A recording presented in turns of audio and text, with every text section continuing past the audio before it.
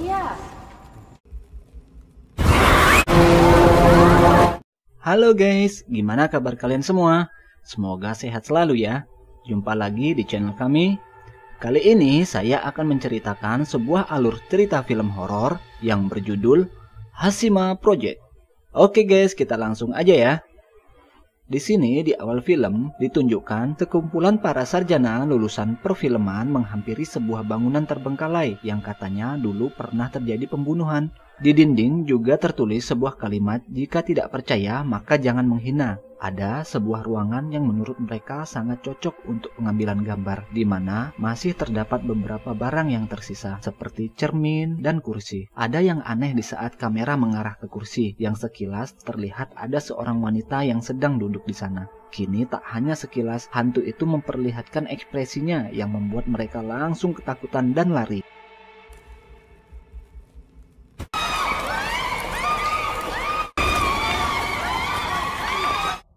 Hasil dari rekaman itu pun mereka tawarkan ke sebuah perusahaan produk perfilman. Kemudian pihak produk perfilman mengatakan akan menghubungi mereka nanti. Pria yang bernama Off ini merasa kalimat itu hanyalah tipuan, di mana sebenarnya orang itu tidak begitu tertarik dengan rekaman mereka. Kemudian mereka memilih untuk mengupload video tersebut ke YouTube. Setelah diupload, video itu sangat viral dan ditonton dari berbagai kalangan dan tembus 190.000 penonton hanya dalam jangka waktu 1 minggu. Di kolom komentar ada satu anggota production house Scotland yang menawarkan kerjasama. Dalam waktu yang bersamaan, Mick mendapat panggilan interview sebagai DJ. Singkat cerita, keempat sekawanan ini ditawarkan membuat konten untuk Ghostland yang disebut Hashima Project di Nagasaki, Jepang. Konon katanya tempat itu termasuk dalam 5 kategori tempat yang paling angker.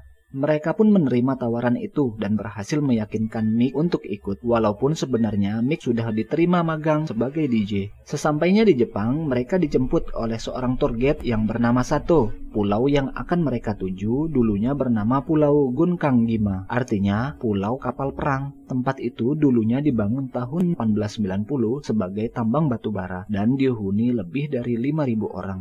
Sebelum benar-benar sampai di pulau itu, mereka diharuskan menginap semalaman karena memang tidak ada perahu yang memberangkatkan tamu di saat matahari terbenam.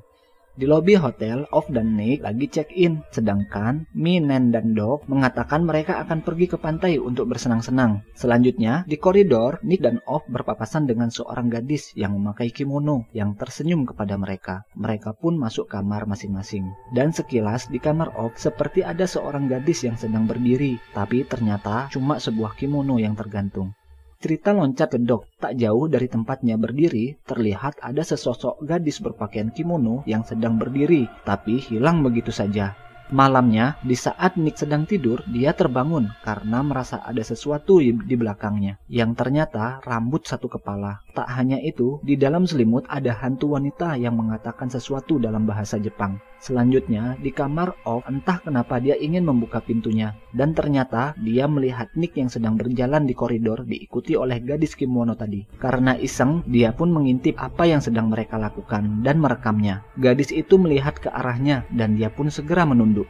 Setelah itu, dia berencana ingin melanjutkan niat busuknya, dan kali ini gadis itu tidak terlihat. Dan ternyata ada tangan yang tiba-tiba mengarah ke lubang ventilasi. Off kaget dan hantu gadis itu menampakkan wajahnya di celah-celah sambil berkata sesuatu yang mungkin artinya pengen tahu aja loh. Dan Off pun terbangun dari tidurnya. Entah mimpi atau bukan, tapi kejadian semalam terasa nyata dan dia pun memeriksa kembali handycamnya yang ternyata hanya merekam video yang gak jelas. Besoknya di lobi, Nick menyadari sebuah foto gadis yang terlihat sama dengan gadis yang berpapasan dengannya di koridor. Off berkata bukan hanya sama, tapi dia juga melihat gadis itu bersama Nick semalam.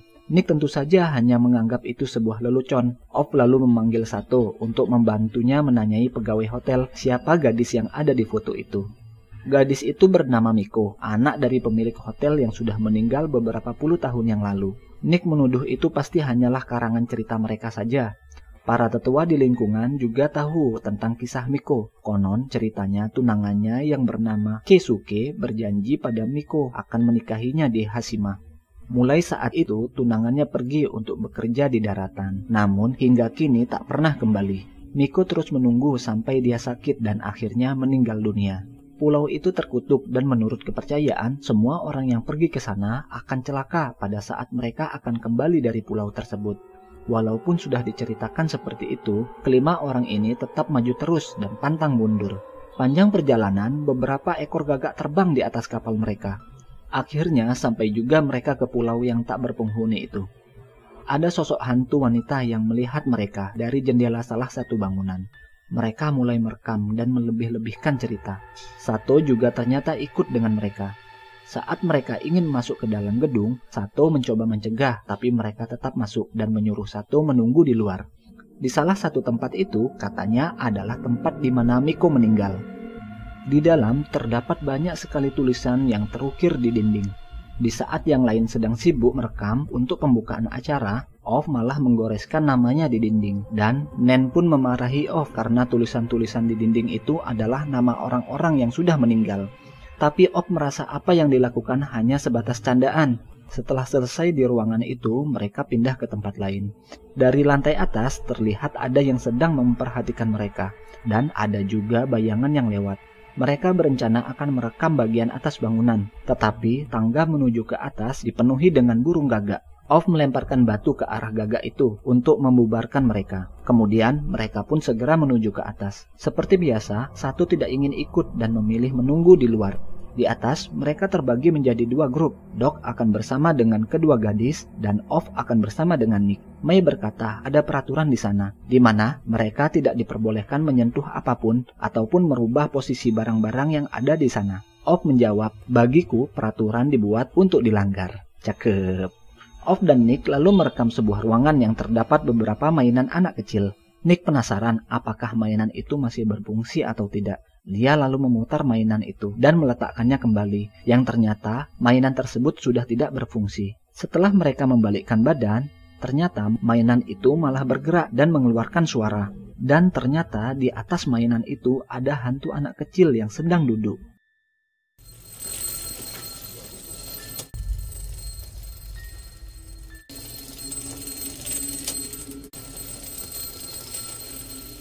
Setelah selesai dengan tugas masing-masing, mereka pun berkumpul. Suasana semakin mencekam dengan tiupan angin yang menggetarkan bagian-bagian kayu yang rusak. Sekarang, grup akan diacak lagi. Mei bersama Doc dan Nan bersama Nick, sedangkan Off berjalan sendiri. Sato kembali mengingatkan mereka untuk tidak lagi masuk ke dalam, tapi lagi-lagi omongannya hanya dianggap sampah. Matahari sebentar lagi akan terbenam, tapi mereka masih sibuk gerasa-gerusuk rekam sana dan sini. Di sebuah ruangan, Off menemukan sebuah guci dan foto yang sangat berdebu, yang ternyata adalah foto Miko. Off lalu mengingat yang Sato katakan, bahwa setelah meninggal, ayah Nico menaruh abu dan cincin tunangannya di sana. Di saat Off menaruh kembali foto itu, dia tidak sengaja memecahkan guci tersebut. Cincin pertunangan yang dimaksud itu juga ternyata ada di dalam guci itu, dan sekarang dicuri oleh Off. Mendengar suara barang pecah, teman-temannya pun datang menghampiri. Mengetahui Off telah memecahkan guci abu, Nick berkata, dia pernah mendengar cerita jika seorang menggosok mata dengan abu orang mati, maka mereka bisa melihat hantu. Kebetulan, itu yang memang Off lakukan secara tidak sengaja sewaktu abu itu terjatuh tadi. Mei merasa ini keren dan meminta Doc merekam abu yang sengaja mereka tabur. Dan ternyata di belakang mereka, hantu itu sudah berdiri. Abu yang ditabur Mei ditiup angin dan masuk ke mata semua temannya. Setelah itu, kejadian di masa lalu yang dipraktekkan lagi oleh para hantu di tempat itu yang terlihat oleh mereka. Nan bahkan melihat hantu yang sedang sakit itu menarik tangannya. Tiba-tiba, seperti ada gempa di tempat itu, dan ada hantu perempuan yang berdiri di sana. Mereka semua mencoba keluar dari tempat itu, dan ada satu momen di mana Off menjatuhkan kameranya, dan berhasil diambil kembali oleh Nick. Akhirnya, mereka semua berhasil keluar. Setelah sampai di luar, barulah mereka sadari. Ternyata, dari luar hanya sebagian tempat yang mereka singgahi terakhir itu yang runtuh secara tiba-tiba. Sedangkan di tempat lain, nampak hantu perempuan itu berdiri memperhatikan mereka. Setelah kejadian itu, mereka segera meninggalkan pulau tersebut. Semua orang terlihat diam, sedangkan Sato terus-terusan meminta maaf dan berdoa agar tidak ada hal buruk yang terjadi setelah ini. Setelah mereka sampai di Thailand, Nan, Nick, dan Doc terlihat nongkrong di bar yang sedikit nyentrik dengan dekorasi patung manekin. Off sendiri katanya masih mengerjakan editan video mereka, sedangkan Mei beristirahat di rumah. Doc yang terlihat sangat doyan dengan snack jangkrik, sedangkan Nick menilai itu sangat menjijikan. Kemudian pemilik bar menghampiri mereka dan sharing pengalamannya dulu yang pernah membuat video seputar dunia horor. Satu persatu timnya mati secara misterius dan produser mereka sendiri terkena serangan jantung secara tiba-tiba. Waktu itu dia sendiri mengoleskan tanah kuburan ke matanya untuk melihat hantu, tapi tidak melihat apa-apa. Justru yang terjadi sekarang, dia melihat setiap hari hantu. Sampai-sampai tidak bisa membedakan manusia atau hantu. Setelah bercerita sedikit, dia lanjut ngorok. Kemudian, saat-saat yang menegangkan pun tiba. Di sini terlihat Nan tiba-tiba ingin pergi ke toilet. Di sana ada sosok gadis berambut panjang yang sedang menangis. Dan ternyata memang cuma gadis biasa yang sedang bertengkar dengan pacarnya. Tapi sebenarnya memang ada hantu gadis yang mengikutinya yang tertangkap di cermin dan tanpa Nan sadari. Setelah selesai, Nan seperti mendengar suara air yang mengalir. Namun, Nan tetap berjalan. Dan begitu kagetnya melihat manekin yang tiba-tiba ada di depan matanya. Yang ternyata hanya manekin yang sedang dibawa oleh seseorang. Tapi kenyataannya bahwa karyawan itu bukanlah manusia. Kita berpindah ke scene lain. Terlihat Off yang katanya sedang sibuk ngedit video, ternyata berselingkuh dengan Mai di kamar kos-kosannya. Seseorang pria yang bernama Joe mengetuk pintu dari luar dengan maksud ingin menagih hutang kepadanya. Karena tidak ada suara, Joe kemudian meninggalkan pesan yang ditaruh melalui celah pintu. Sekarang kita lanjut ke scene berikutnya. Terlihat Nick yang sedang mengedit video rekamannya. Saat melihat sebuah foto, dia seperti terbayang ke Miko yang sedang berbicara dan sebuah gambaran tentang pertunangan Miko dulu. Hantu itu ternyata mengikuti Nick sampai ke Thailand dan terlihat sedang berdiri di belakangnya, bahkan tidur bersamanya. Scene balik lagi ke Off yang sedang mengedit video. Dia merasa ada hantu memegang kepalanya dari belakang, dan ternyata hanya halusinasinya saja. Besoknya, Nan mengabari Nick semua file yang ada di kameranya rusak. Off beranggapan bukan file, tapi kameranya. Dia menyalahkan Nick yang tidak memeriksa kembali kamera tersebut sebelum mereka merekam di Pulau Hashima. Nick datang menemui mereka dan menyadari cincin yang dipakai oleh Off. Nick pun mencari tahu tentang cincin itu, dan ternyata cocok dengan kecurigaannya. Kembali ke Off, dia mengingat masa-masa pengambilan cincin itu juga omongan satu yang bercerita. Dulu ada orang yang mencoba mencuri cincin itu, dan hantu Miko menghantuinya. Sekarang, Off mencoba melepaskan cincin itu, tapi tidak bisa. Kemudian ada telepon dari Mai, tapi Off memilih tidak menjawab teleponnya. Scene kembali ke Nick, dia melanjutkan magangnya di tempat lain. Tapi hasilnya ternyata tidak begitu bagus, yang membuat dia ditegur oleh bosnya. Ketika semua orang meninggalkannya sendiri dan mematikan lampu, ada tangan yang memegang lehernya. Nick pun segera menyalakan senter dari ponselnya dan menangkap sesosok gadis dari belakang. Tiba-tiba ada yang menyerangnya sampai dia terguling-guling di lantai dan lalu menghilang. Scene kembali ke Off. Dia mulai gelisah dalam tidurnya dan bermimpi tentang kedatangan mereka di pulau itu. Juga namanya yang diukir di dinding dan dia pun terbangun. Sesuatu yang aneh terjadi, di mana semua tulisan memenuhi dinding dan bergerak merayap ke seluruh tubuhnya. Tidak hanya itu, sesosok hantu menampakkan diri di depannya. Dan ternyata itu semua hanya hadir dalam mimpinya. Karena mimpinya yang sangat menyeramkan, dia pun berusaha untuk melepas cincin yang dipakainya. Hantu itu beneran ada dan terlihat dari pantulan kaca. Kalau tadi hanya terlihat di kaca, sekarang dia beneran eksis berdiri di sebelah Off dan menghilang di saat Off menoleh ke arahnya. Off semakin frustasi dan akhirnya dia memotong jarinya sendiri hanya untuk melepaskan cincin itu. Setelah itu, Mai datang menemuinya untuk meminta kejelasan status mereka. Jadi, sudah terdengar isik-isik persahabatan di antara mereka. Off kesal dan menyuruh untuk tidak membicarakan itu sekarang karena dia benar-benar sedang tidak mood. Suara gedoran pun kembali terjadi, yang ternyata adalah Joe yang kembali mendatanginya. Karena Off tidak membuka pintu, maka Joe mendobrak pintu itu dan masuk bersama anak buahnya. Naasnya, Joe menemukan Mai di dalam, dan anak buahnya pun tahu apa yang harus mereka lakukan. Mereka pun langsung mengunci pintu. Dengan teriakan Mai, Off keluar dan meminta mereka untuk tidak melakukan apapun kepada Mai. Tapi hal itu tidak digubris. Singkat cerita, Mai akhirnya menjadi korban. Setelah itu, Joe keluar dan mengambil cincin yang ditaruh Off di meja lalu pergi. Mai yang sedang berlari keluar berpapasan dengan Nan. Nan bertanya apa yang terjadi dan siapa yang melakukan semua itu kepadanya ketika melihat luka di wajah Mai. Nan mencurigai beberapa preman yang dia temui barusan di depan lift. Tapi Nan memilih untuk tidak mengatakan apa-apa, dan Mai pun pergi. Nan lalu menanyai Off untuk tahu apa yang sebenarnya terjadi dengan Mai. Off hanya diam, dan Nan pun menyalahkannya yang telah membiarkan para preman merusak Mai. Di luar, Joe dan teman-temannya yang masih leha-leha di dalam mobil, tiba-tiba ditembak mati seseorang yang memakai motor. Cincin itu benar-benar membawa petaka, dan anehnya lagi, cincin itu dengan sendirinya kembali ke kamar Off. Shin balik lagi ke Mai. Dia terus menangis, tapi bayangannya yang tertangkap di cermin sangat berbeda. Dan dia pun sangat terheran ketika melihat keran air kamar mandi tiba-tiba mengalir deras. Mai berjalan ke kamar mandi dan begitu kagetnya melihat hantu yang sedang berada di balik tirai. Dia segera berlari keluar. Tapi di koridor, hantu itu pun menampakkan dirinya. Mai semakin ketakutan dan berlari menaiki tangga.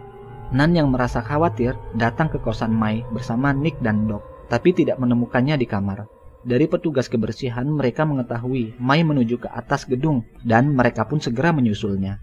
Hantu perempuan itu nampak mengarahkan Mai untuk loncat dari gedung. Begitu teman-temannya sampai di atas dan meneriakinya untuk tidak melakukan hal bodoh. Mai pun melihat ke arah mereka. Namun Mai terlihat tersenyum dan langsung lompat dari gedung itu. Seketika itu dia pun langsung mati mengenaskan dengan tersangkut di antara besi. Setelah itu, mereka pun pulang ke rumah masing-masing dengan menggunakan taksi yang sama. Doc orang pertama yang diantar pulang, dan dia jugalah yang paling merasa kehilangan. Karena selama ini, diam-diam, dia menyimpan hati kepada Mai, ibunya yang menyapanya saja sampai dibentak. Setelah itu, dia mengurung diri dan menyuruh ibunya agar tidak mengganggunya.